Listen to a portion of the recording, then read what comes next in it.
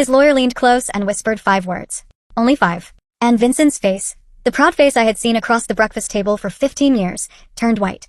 His hands began to shake. The papers he had been so happy to sign trembled like they were caught in a strong wind. And me, for the first time in 3 years, I smiled. But I am jumping ahead. Let me start at the beginning, because you need to see how we ended up there. You need to understand how a woman everyone thought was falling apart was actually playing the longest, calmest game of her life. My name is Alexis Dunst. I am 34 years old, and until 3 months ago, I was married to Vincent Mercer. 15 years of marriage. Longer than many people stay together. Longer than my patience probably should have lasted. But I am stubborn. I got that from my grandmother. I met Vincent when I was 17. I finished high school early. Not because I was a genius, but because I was practical. I wanted freedom. I wanted out of my parents' house as soon as I could manage it. I got a job at Henderson and Price law firm as a file clerk. The pay was small and the paper cuts were many, but it was my job. By the time I was 18, I worked my way up to legal assistant. I was good at details. I was good with numbers. I was good at listening quietly and noticing everything. Vincent was 24 when we met. It was at a client event. He was charming, hungry for success, and full of big plans. He talked about the future like it already belonged to him. Like the only thing missing was time. He told me he would build a real estate empire. He said he would create something huge. I told him I could help him with the paperwork. That was our early romance. A man with dreams, and a woman who knew how to organize the world. We got married when I was 19. Our son Tyler was born when I was 20. I kept working part-time at the law firm while raising him. I built my retirement account. I saved every extra dollar I could. My grandmother always said a woman should have her own money. Not secret money, she always corrected. Just her own. Something no one could take away. When I was 23, Vincent's business finally started doing well. He asked me to quit my law firm job and work with him full-time. He said he needed someone he could trust. Someone to manage the books, deal with clients, talk to contractors, and keep everything running. So I became his unpaid everything. I was the bookkeeper, the office manager, the person who calmed clients, the one who handled schedules, the one who made model homes look perfect. I did marketing tasks. I planned events. I managed the household. I raised Tyler. I made sure everyone ate. I made sure life stayed smooth. My official title was wife. My real job was running the entire machine behind Vincent's success. For 11 years, I poured myself into his dream.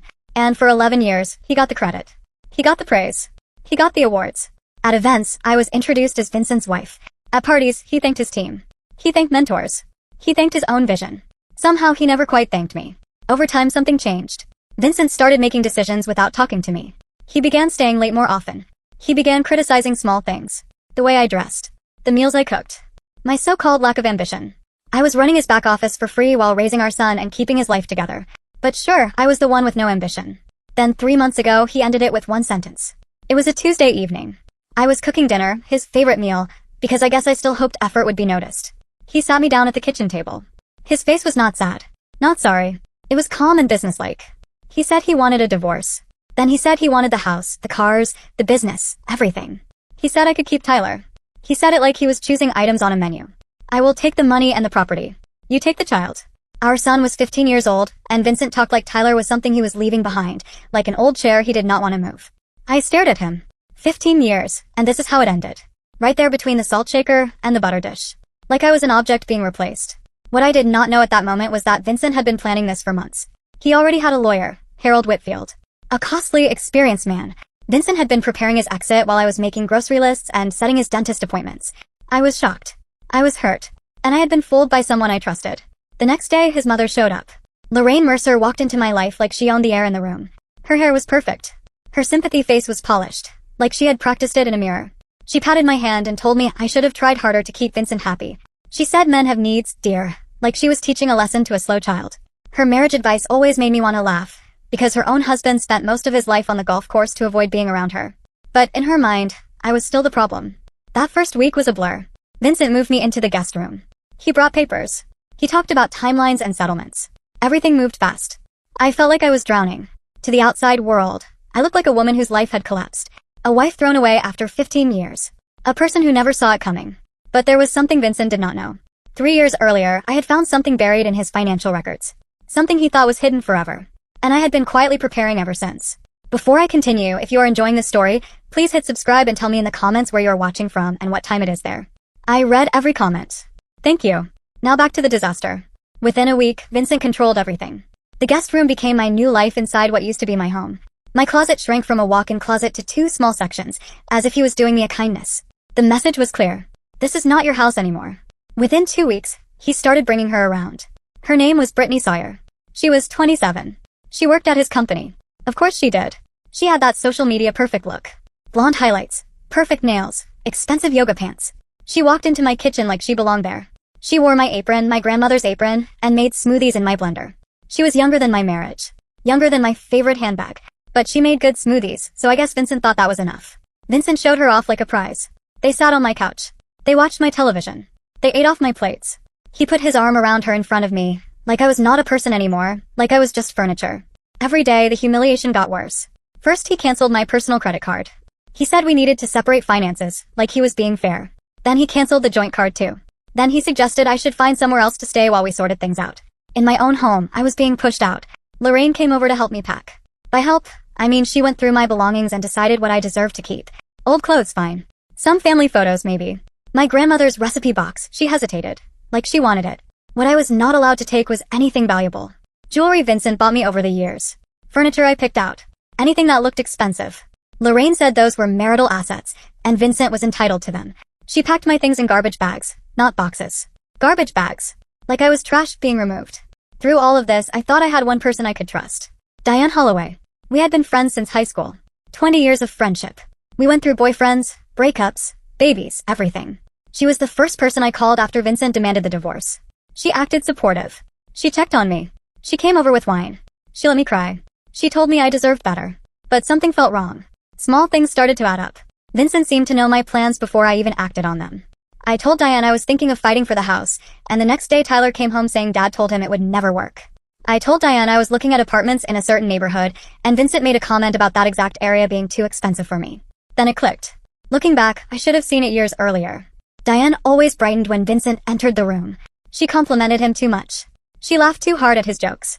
She always asked about him first. How is Vincent? How is the business? Is Vincent happy? She had been in love with my husband for 15 years. And Vincent, who liked attention the way some people like collecting things, knew exactly how to use that. He made Diane feel special. He made her feel chosen. He probably hinted that after the divorce, maybe there could be something. Just enough hope to keep her loyal. My best friend was his spy. 20 years of friendship sold for flirting and empty promises. At least charge more, Diane. But the worst part was not Vincent. Not Lorraine. Not even Diane. The worst part was Tyler. My son saw everything. Brittany in the house. Lorraine packing my mother's belongings in garbage bags. His father looking at me like I did not matter. And Vincent was working on Tyler, slowly, carefully, every day. He kept dropping poison. He told Tyler that I was making things difficult. That he just wanted everyone to be happy. That I was the one dragging it out. That he was being fair but I would not cooperate. Tyler started pulling away from me. Not angry, just confused and distant. He did not know who to believe. And Vincent was very convincing. I could lose the house. I could lose money. I could lose everything we built. But watching my son begin to doubt me, that was the real wound. So I hired a lawyer. Her name was Nina Castellano. My old law firm recommended her. She was 52, sharp, strict, and had no patience for games. She reviewed everything and told me the plan. She said I helped build the business, so I was entitled to half of everything. The house, the company, the accounts. She said we fight. I looked at her and asked, what if I do not want to fight? Nina stared at me like I was speaking another language. Like I had suggested we send Vincent a thank you note and a fruit basket. She thought I was broken. She thought I was depressed. She thought I had given up. She had no idea. Tyler and I moved into a small apartment. 2 bedrooms, 1 bathroom, and a kitchen so small it was like my old pantry. Half our boxes did not fit. They sat stacked in Tyler's room like a monument to how far we had fallen. Meanwhile, Vincent posted photos with Brittany online. New chapter, new energy, blessed, he wrote. Lorraine commented that he deserved joy. Everyone had advice. My sister was furious. She said I needed a shark lawyer and I should take Vincent for everything. People thought they knew what I should do. They saw a woman who had given up, who was letting her husband walk over her. They were wrong. Here is the truth about being underestimated. When people think you are weak, they stop watching you. They stop being careful around you. They stop guarding their secrets. And that is exactly when you learn everything. 3 years. That is how long I had held my secret. 3 years ago, on a random Tuesday night, I found the truth about Vincent Mercer and his shiny, glamorous empire. Vincent was working late again. He was always working late by then, though I did not yet understand why. I was going through the company books, matching accounts, doing the boring work that kept the business alive. And I saw a transfer to an account I did not recognize. Then another. Then I noticed a pattern. Money was flowing out to places I had never seen. I dug deeper. I stayed up until 3 in the morning, following the trail. What I found made my blood turn cold.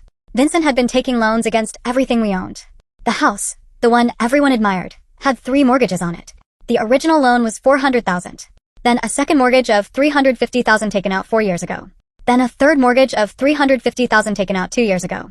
Total owed was $1.1 million. The home's value was around $850,000. We were underwater by about $250,000 on a house I thought we owned. The business was worse. Lines of credit were maxed out at $200,000. Back taxes owed were $85,000. Vendor debt was $120,000. Equipment loans were $75,000. The company Vincent bragged about at parties was drowning in close to $500,000 in debt. Even the cars were not really ours. They were leased, with large payments coming due later. We did not own anything. We only had expensive monthly bills.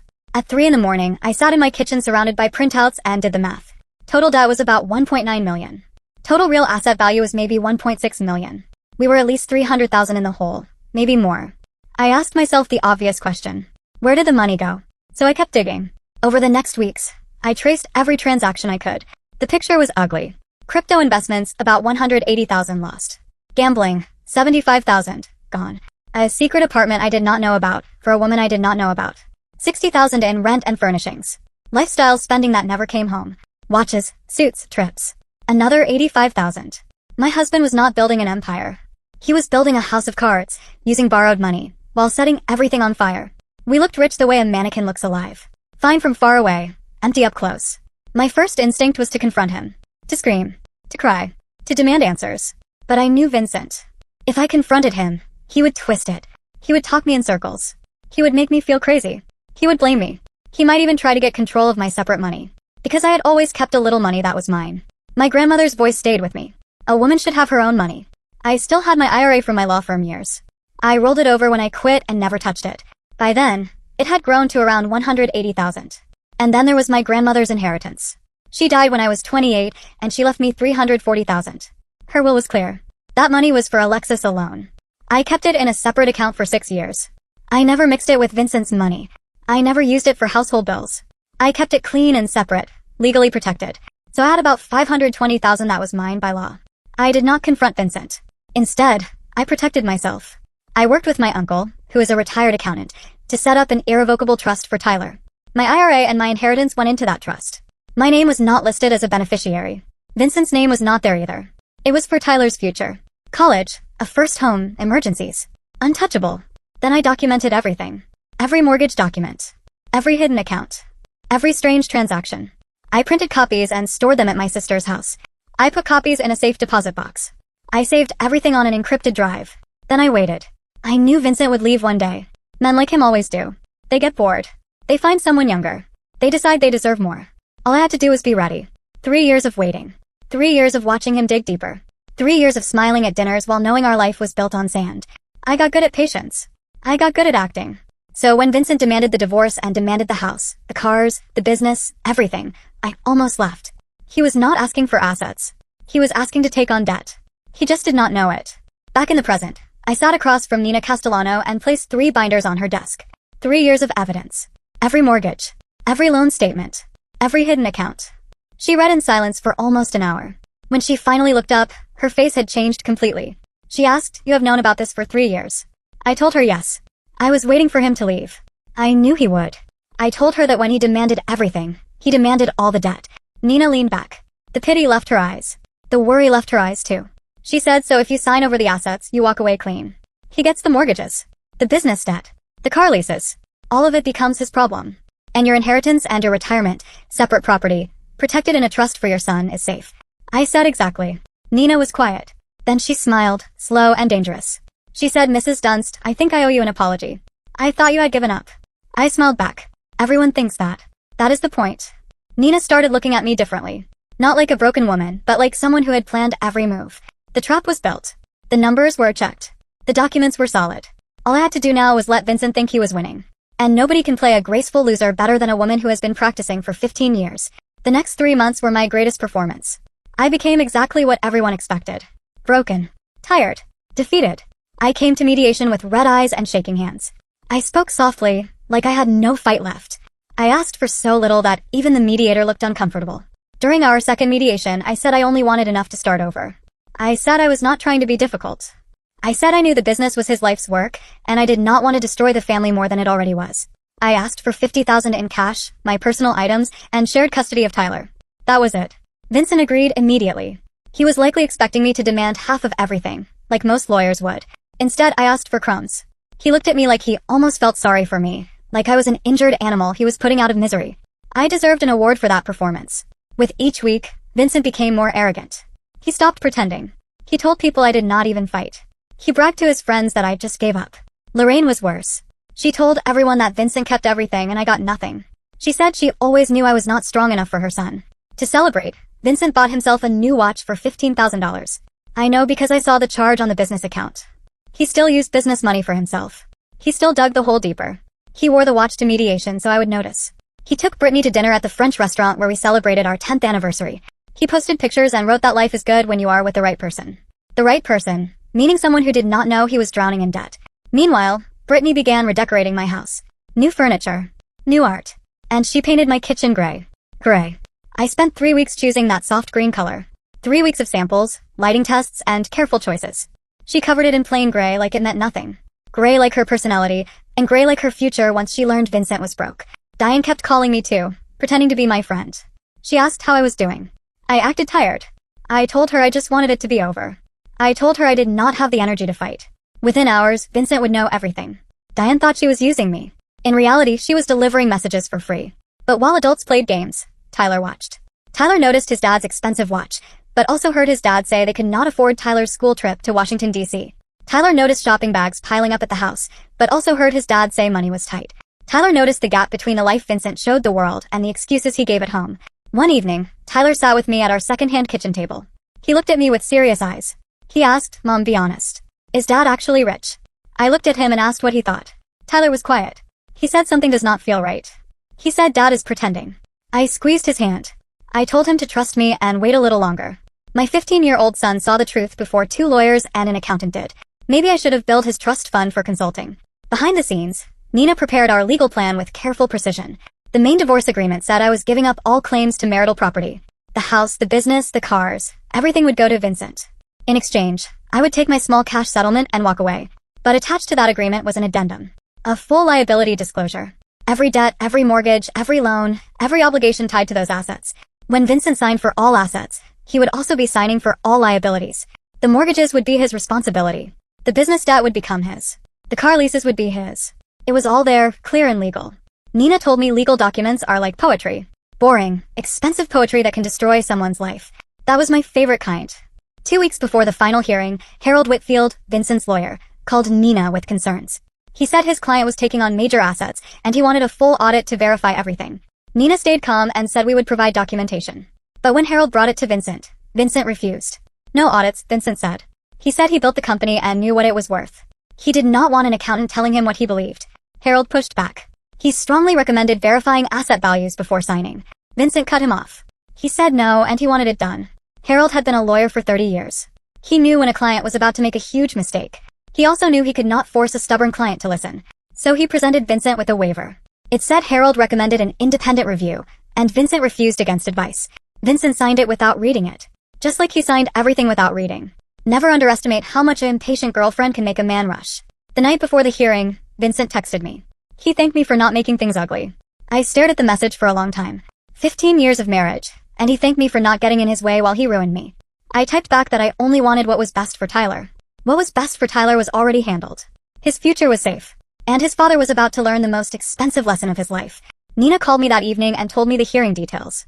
Thursday at 9 in the morning. Judge Patricia Holden. Courtroom 4B. She asked if I was ready. I looked around my small apartment, at the second-hand furniture, the boxes in the corner, the tiny kitchen. I told her I had been ready for 3 years. Thursday morning came. Vincent walked into that courthouse expecting a victory. He did not know he was about to inherit a mountain of debt. And the best part was that he asked for it in writing, with witnesses. If you have made it this far, you know something satisfying is coming. Hit like if you are ready for Vincent to get what he deserves. If you have not subscribed, what are you waiting for? I have more stories like this. Now let us finish. Thursday, April 17th, 9 in the morning, courtroom 4B. I remember every detail. Sunlight through tall windows. The smell of old wood and floor polish. The quiet sound of lawyers flipping papers. This was where 15 years of marriage would officially end. And where 3 years of patience would finally pay off. Vincent arrived first. He wore his best suit, the charcoal one I helped him choose years earlier. His new watch flashed under the lights. He shook hands with Harold and looked relaxed, like a man closing a great deal. Brittany waited in the hallway. She was not allowed inside, but she wanted to be nearby. Perfect makeup, designer bag. Scrolling on her phone like this was just another boring appointment. Lorraine was there too, sitting in the gallery. She dressed up for the moment, probably planning a celebration lunch. When I walked in, she gave me a small smile, the smile of someone who thinks the fight is over. I came in a few minutes after Vincent. I wore a simple navy dress. No jewelry. My hair pulled back. I looked tired and defeated. Perfect. Judge Patricia Holden entered and everyone stood. She was in her early 60s, silver hair, glasses, decades of experience. She had seen every lie and trick people bring into divorce court. She reviewed the file and said the case name. She said this was the final hearing and asked if we had an agreement. Harold stood and said yes. He said Vincent would take all marital assets, including the home, the business, and vehicles. He said I would receive $50,000. Nina stood and confirmed it. Judge Holden looked at me closely. She needed to confirm I understood what I was doing. She reminded me I was giving up substantial property, including the home and the business I helped build. She asked if I was sure. I kept my voice soft. I said yes, Your Honor, I understand. She asked if I was doing this voluntarily, with no pressure. I said yes. Then I said I just wanted my husband to have everything he asked for. I wanted it to be over. The judge studied me. I could see she did not like what she was seeing. It looked like a woman making a terrible deal. But I had counsel, and I was answering clearly, so she agreed to proceed. The clerk brought the documents. Page after page. Signatures every few pages. Vincent signed quickly, barely looking. He wanted it done. He wanted to return to his new life. I signed slowly and carefully. Every stroke of the pen felt like a step toward freedom. Vincent glanced at Lorraine and smiled. She nodded back. Vincent's phone buzzed. He checked it during court. That was the kind of man he was. Harold did what good lawyers do. He reviewed everything again. Main agreement signed. Asset schedule signed. Settlement terms signed. Then he reached the addendum. The liability disclosure. I watched Harold's face change as he read. Confusion. Then concern. He flipped back and forward as if hoping he was wrong. He was not. Harold's face went pale. He leaned toward Vincent and whispered that they needed to talk. Vincent waved him off. Harold whispered again, more urgent. He told Vincent he was assuming all debt. Vincent finally looked at him. Harold pointed to the disclosure. Mortgages. Business debts. Liens. All of it. Vincent began to actually read what he had signed. His eyes scanned the numbers. Color drained from his face. House owed $1.1 million, worth about $850,000. Business debts around $480,000. Car lease obligations. Other liabilities. Total debt about $1.9 million. The net value of what he just demanded. Negative. He did not win a prize. He won the bill. Vincent stood up suddenly, chair scraping. He said it was not right. He said it was fraud. The judge told him to sit down. Vincent said the numbers were fake, that I manipulated documents. Judge Holden's voice became sharp and firm. She told him to sit down. He sat, but his hands shook. His confident smile was gone. Judge Holden looked at the paperwork, then at Vincent. She said these were debts attached to the assets he was claiming. Assets in his name. His business. His property. She asked if he was telling the court that he did not know his own finances. The room went quiet. Harold spoke up. He said he advised his client to do an independent financial review. He said Vincent refused. He said he had written proof. He produced the waiver. The one Vincent signed without reading. The judge reviewed it and looked at Vincent. She asked if that was his signature. Vincent stared at it like it was a snake. He finally said yes. The judge said that he assumed the risk. He was advised. He declined. He signed. The agreement stood. Vincent turned to me, his voice breaking. He said I knew. I looked at him calmly and reminded him I was his bookkeeper for 11 years. Of course I knew. His face changed quickly, like emotions were fighting inside him. Confusion. Anger. Fear. Then realization. He turned back to the judge and said he wanted to withdraw. He claimed he did not understand what he signed. He said it was not fair. Judge Holden shook her head. She said he signed in court, said he understood, and had a lawyer. He declined review. She said I did not hide anything. Those were his debts. His choices. His signatures. The agreement was final. The gavel came down. She said I had my settlement. She said Vincent had the assets, along with all liabilities. She said the marriage was dissolved. I stood up, smoothed my dress, and picked up my purse. I looked at Vincent one last time. He slumped in his chair, papers in front of him, his world collapsing. I spoke quietly. I reminded him that he said he wanted everything except Tyler. I gave him exactly what he asked for. Then I walked out. In the hallway, I could hear Vincent yelling at Harold, demanding how this happened, threatening lawsuits. Harold stayed calm. He reminded Vincent he advised an audit. He reminded him it was in writing. Through the glass doors, I saw Brittany's face change as she listened. She looked at Vincent differently, like she was finally seeing the truth. She was gone before I reached the elevator. Her exit was faster than her entrance. Outside the sun was bright. The air felt warm. Behind me, my ex-husband was shouting about fairness and blame. In front of me was a new life. Smaller, simpler, but mine. The collapse came faster than I expected. Within 2 weeks, Brittany moved out of the house. She left at night, packed quickly, and left a note saying this was not what she signed up for. The gray kitchen sat empty. Within a month, Vincent tried to sell the house. But when you owe more than a house is worth, buyers do not line up. Banks call. Realtors talk about short sales. Within 2 months, the business began failing. Vendors sued. The line of credit froze. The company Vincent bragged about started turning to dust. Within 3 months, Vincent met with bankruptcy lawyers. The man who claimed he had an empire now tried to figure out what he could protect. The answer was almost nothing. Lorraine's perfect son started calling family members for loans. He showed up at relatives' houses with excuses. He claimed no one told him about the debt. He said I must have hidden it. But the paperwork showed the truth. The mortgages were in his name. The loans were in his name. The gambling, the crypto losses, the secret apartment, all his. All his signatures. I heard Lorraine's holiday newsletter that year was short. Vincent is exploring new opportunities. Yes, opportunities in debt restructuring. Diane called about a week after the hearing. Her voice shook. She said she had no idea things were that bad. She said she was sorry. She started trying to explain, trying to justify herself. I did not answer. I did not give her the closure she wanted. Some bridges should stay burned. She called a few more times, then stopped. Maybe she is still waiting for Vincent to notice her. She will be waiting a long time. Lorraine tried a different path. She tried to reach me through Tyler. She told him to tell me she did not know about money problems. She said she was sorry for how she treated me. She said she wanted to talk. Tyler looked at her, the woman who packed his mother's life in garbage bags, and he said Mom is busy building her life. She does not have time for excuses. Lorraine wanted forgiveness. I wanted peace. Guess who got what they wanted? Tyler finally understood. Not because I gave a long speech, but because he watched. He saw Brittany leave. He saw his dad's excuses. He saw Lorraine scramble. He saw the truth rise to the surface. One evening, about a month after the divorce, he sat with me in our apartment. The one with the small rooms. The one that smelled like fresh paint. He said quietly that I waited 3 years. He said I knew, and I waited. I told him I wanted to make sure he was protected. No matter what happened between his father and me, I needed to know Tyler would be okay. The trust fund was safe. $520,000. Protected and untouchable. Tyler was quiet. Then he hugged me. A real hug. The kind I had not gotten in months. The kind that said he understood. 15-year-old boys do not hug their mothers like that often. I knew I did something right. My $50,000 settlement helped us get stable. Rent. Deposit. Basic furniture that did not fall apart. It was not luxury, but it was security. The trust stayed where it was. Tyler's future stayed protected. And I did something for myself. I enrolled in interior design classes at the community college. The dream I had paused when I was 23 to build Vincent's life. Now I was building mine. I started small.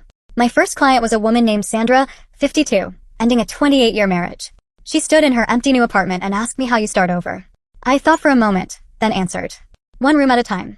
One color at a time. One day at a time. We painted her kitchen a soft green. She cried when she saw it. She said they were happy tears, and the color felt like a new beginning. About 3 months after the divorce, Vincent showed up at my apartment. I barely recognized him. He lost weight, and not in a healthy way. Dark circles under his eyes. Wrinkled suit. The watch was gone. He looked like a man who had been fighting a war and losing. He stood in my doorway, and for a moment, I almost felt sorry for him. Almost. He said he did not know it was that bad. He said he made mistakes. He said he did not mean for all of it to happen. I leaned on the doorframe and looked at him carefully. This was the man I loved for half my life. The man who threw me away. The man now drowning in consequences. He asked if we could talk. He said maybe we could figure something out. He could not even finish the sentence. He did not want to say what he really wanted. Help. My help. After everything. I stayed calm and reminded him again. He asked for everything except Tyler. He got exactly what he wanted. He begged. I said goodbye, Vincent. I closed the door. He stood in the hallway for 10 minutes. I know because I watched through the peephole while eating ice cream. Best show I have ever seen. That evening, after Tyler went to bed, I sat in my small living room and looked at my grandmother's photo on the shelf. Her recipe box sat beside it, the one Lorraine almost took, the one that mattered most. I told Grandma quietly that she was right about everything. Keep your own money. Know your worth. And never let anyone make you feel small. The apartment was quiet. It was nothing like the house I lived in for 15 years. But it was mine. Every paint color. Every piece of furniture. Every decision. Mine. And for the first time in longer than I could remember, I felt free. Thank you so much for watching. More of my most gripping stories are already on your screen. Click one now and do not miss the best part. You will love it. See you in the next one.